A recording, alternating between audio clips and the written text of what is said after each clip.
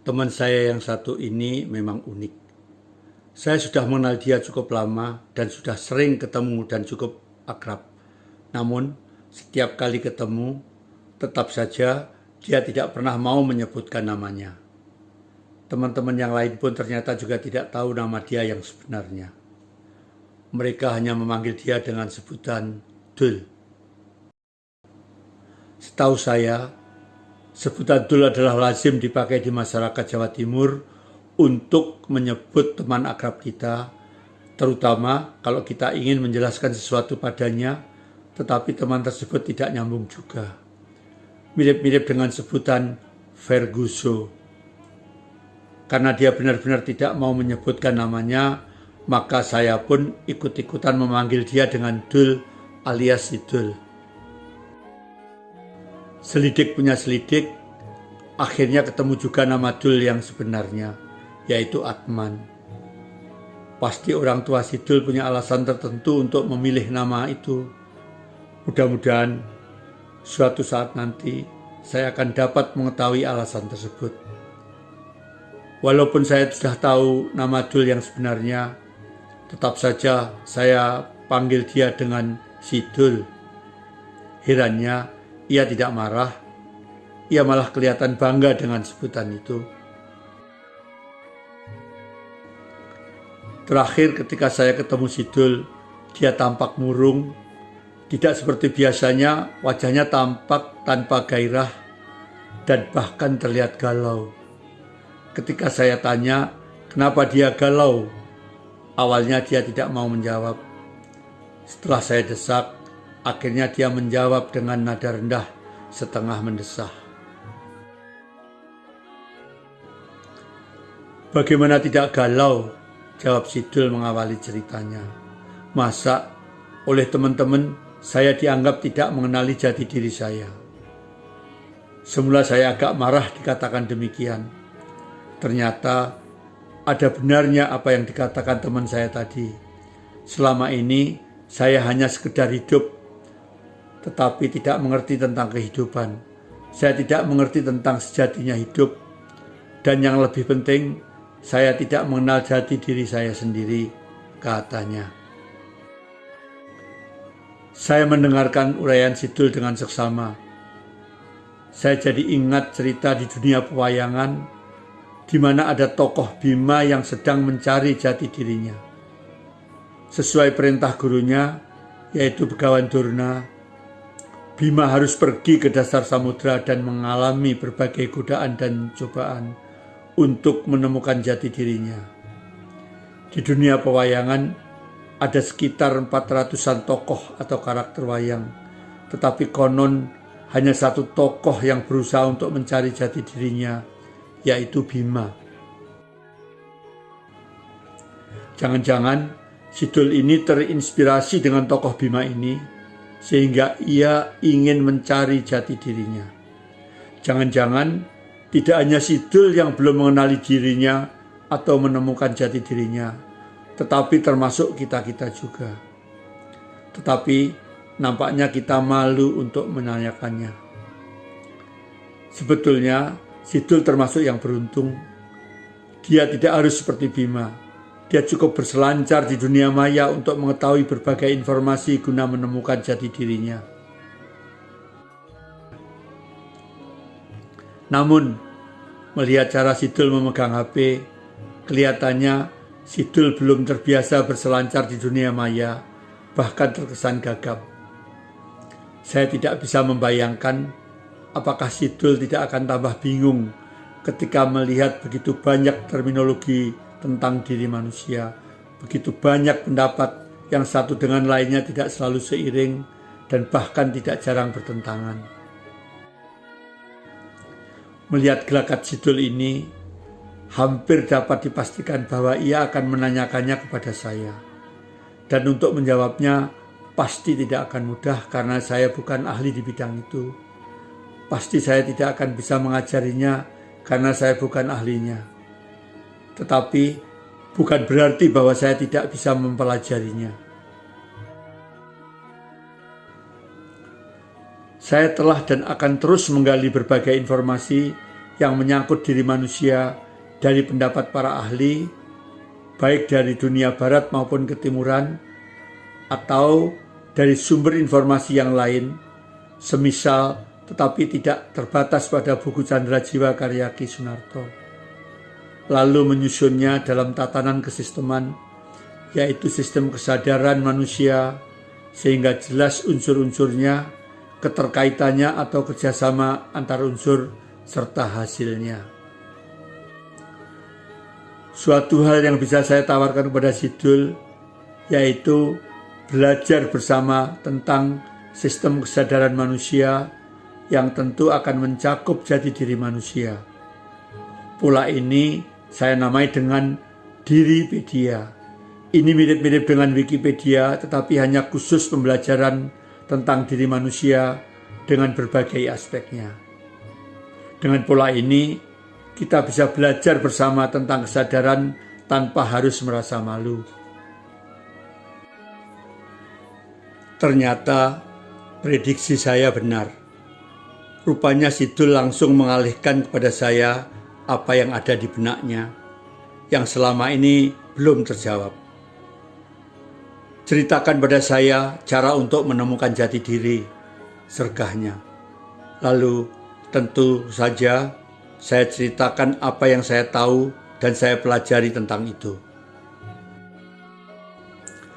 Begini Dul, mari kita belajar bersama tentang hal-hal yang terkait dengan diri manusia, termasuk tetapi tidak terbatas pada jati diri manusia saja.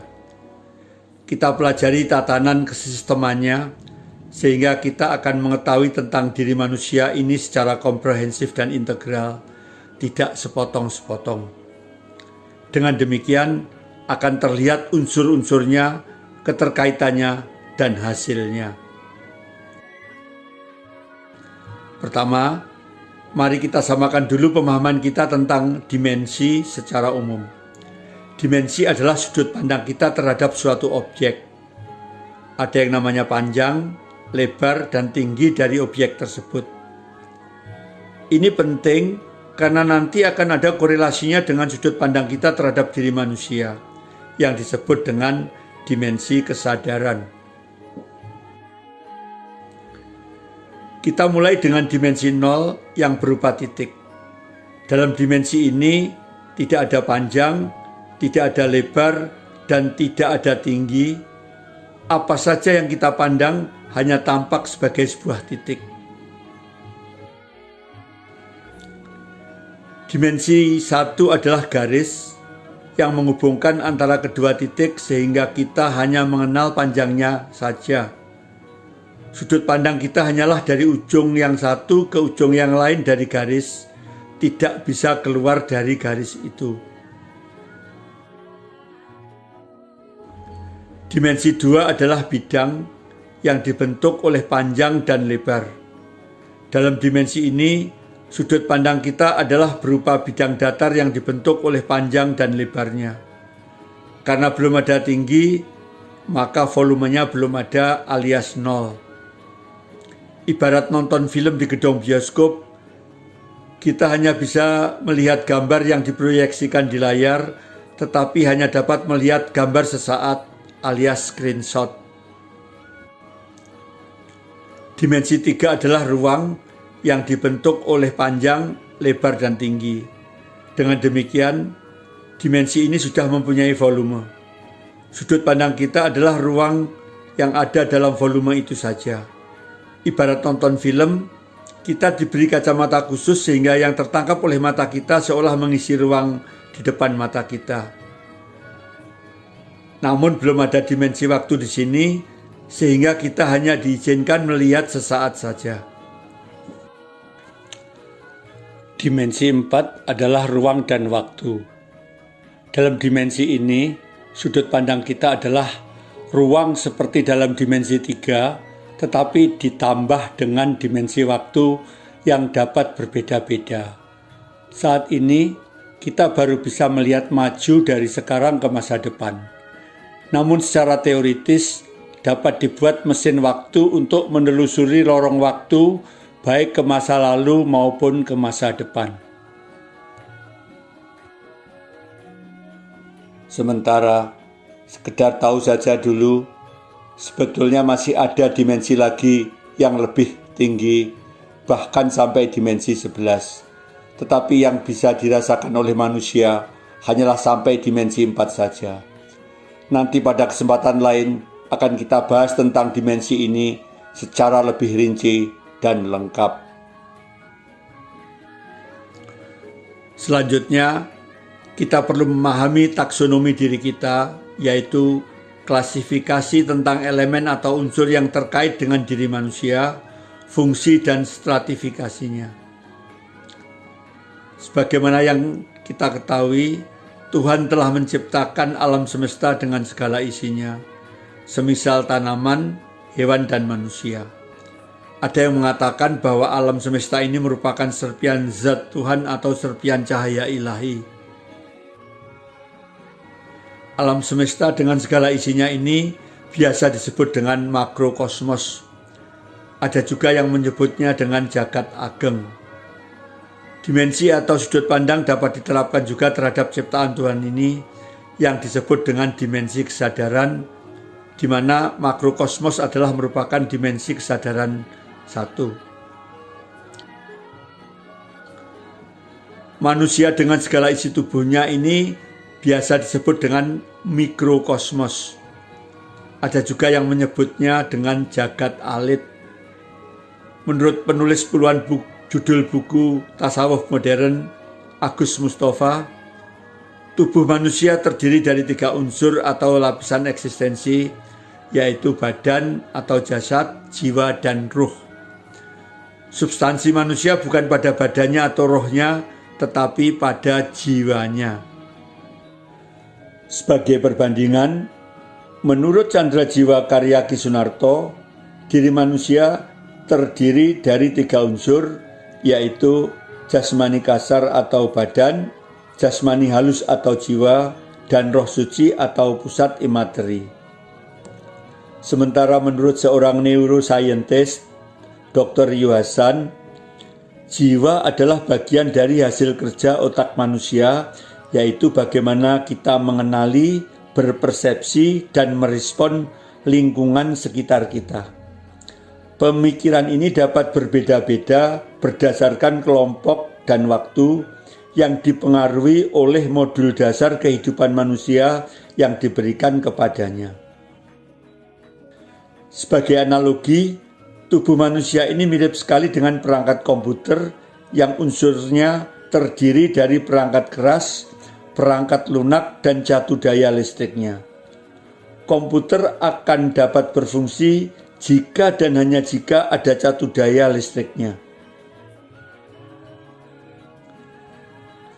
Unsur pertama adalah jasmani kasar atau badan yang disebut dimensi kesadaran 2. Ibarat komputer, badan adalah perangkat kerasnya yang terdiri dari panca indera dan organ pelaksananya. Badan dapat berfungsi apabila ada perangkat lunak berupa jiwa yang diinstal ke dalamnya.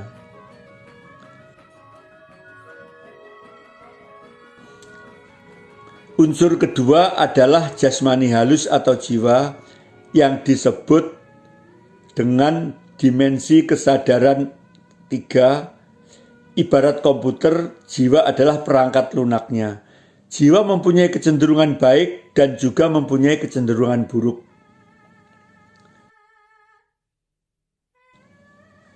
Unsur ketiga adalah roh yang disebut dengan dimensi kesadaran 4. Ibarat komputer, roh ini adalah catu daya untuk memberi energi agar badan dan jiwa dapat berfungsi. Tanpa adanya roh, badan dan jiwa manusia tidak lagi berfungsi. Roh ini konon ditiupkan ke dalam tubuh manusia ketika manusia masih dalam kandungan ibu, sekaligus merupakan awal dari kehidupan manusia.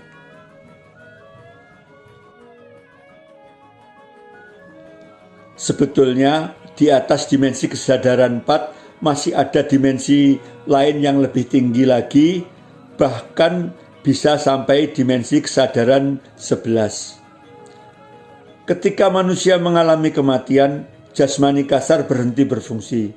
Jiwa dan roh tidak ikut mati atau masih tetap eksis, namun dalam dimensi kesadaran yang lebih tinggi. Sidul terlihat asik mendengarkan sambil mengangguk-anggukkan kepalanya. Sepertinya dia setuju. Tanpa sadar ia menyeletuk, "Oh, rupanya ini yang disebut dalam lagu kebangsaan Indonesia Raya, yaitu bangunlah jiwanya, bangunlah badannya untuk Indonesia Raya." Untuk membangun badan manusia telah dilakukan berbagai upaya terstruktur, sistematis dan masif atau TSM melalui sektor pendidikan dan kesehatan. Sayangnya, belum ada upaya yang serupa untuk membangun jiwa bangsa yang sebetulnya disebut duluan dalam syair lagu tersebut.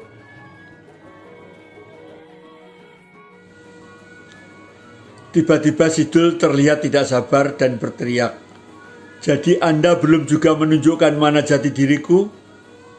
Tidak semudah itu, Dul. Kalau hanya sekedar ingin tahu, jati diri itu ibaratnya adalah atom, yaitu unsur paling dasar atau hakikat dari diri kita yang tidak bisa diubah-ubah. Contohnya, ketika kami mengubah namamu dari Atman ke Dul, itu hanya mengubah atributmu, bukan mengubah jati dirimu. Jati diri itu hanyalah salah satu aspek saja tentang diri manusia. Banyak hal yang terkait dengan diri manusia akan terus berkembang seiring dengan pengembangan pemikiran otak manusia. Tanpa bermaksud mengguruimu, mari kita pelajari bersama secara menyeluruh agar pemahaman kita tidak sepotong-sepotong. Dengan memahami dimensi dan taksonomi diri kita, maka akan lebih mudah bagi kita untuk mempelajarinya. Saya hanya akan memfasilitasi melalui Diripedia.